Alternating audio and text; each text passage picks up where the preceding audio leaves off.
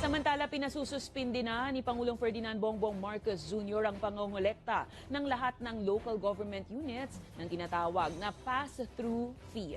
Alinsunod sa Executive Order No. 41, bawal na ang pangongolekta ng mga LGU ng dagdag na toll fee sa lahat ng mga sasakyang may dalang commodities at merchandise na daraan sa national roads at iba pang kalsadang hindi naman pinondohan ng naturang LGU.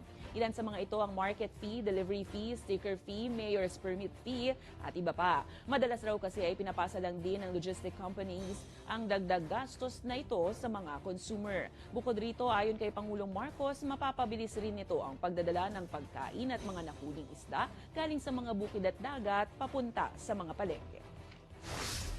I'm sure nakikita ninyo ito, may nakapila ng mga truck na kahit overnight nandun pa rin. Kaya ease of doing business ang ating ginagawa. We are doing this to ease the doing business and to lower the cost of transportation.